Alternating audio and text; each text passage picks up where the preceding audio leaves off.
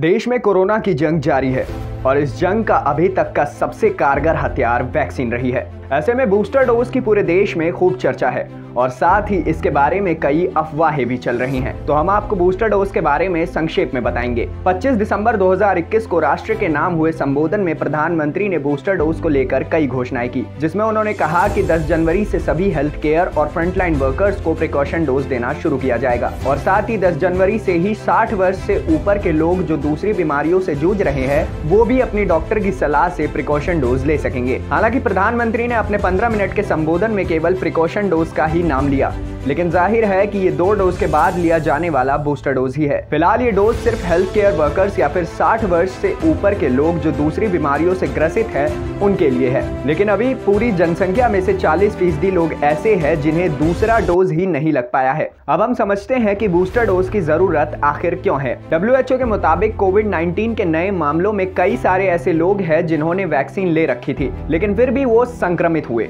अब बात यह है कि वैक्सीन लेने के बावजूद लोग कोरोना से संक्रमित हो रहे हैं तो उन्हें कहीं ना कहीं बूस्टर डोज की जरूरत है। इसके साथ ही जो लोग 60 साल से ऊपर की उम्र के हैं उन्हें भी बूस्टर डोज की खासी जरूरत है। इसके अलावा कहा यह भी जाता है कि देश में कुछ लोग ऐसे हैं जिनकी इम्यूनिटी कहीं ज्यादा कमजोर है, जिससे उन्हें 2 डोज लगने के बाद भी कोरोना से संक्रमण का खतरा ज्यादा है। इसके लिए उन लोगों को भी बूस्टर डोज दी जानी चाहिए।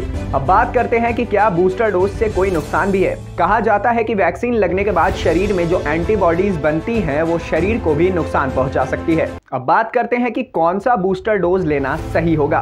कई डॉक्टर्स का कहना है कि अलग अलग कंपनियों के वैक्सीन लेना सही रहेगा।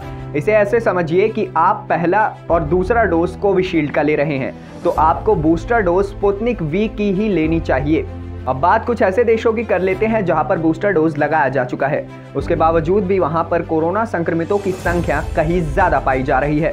इस लिस्ट में सबसे पहले शुमार है अमेरिका, जहां 1 करोड़ 20 लाख से ज्यादा बूस्टर डोज लगाया जा चुका है, लेकिन फिर भी यहां कोरोना से मौतें लगातार जारी हैं। अमेरिका के बाद नाम आता है तुर्की का, यहाँ भी करीब 1 करोड़ 20 लाख बूस्टर डोज दी जा चुकी है। इसके बाद आते हैं चिली, इजराइल और फ्रांस, लेकिन यहाँ पर भी मौतों का मंजर लगातार जारी है।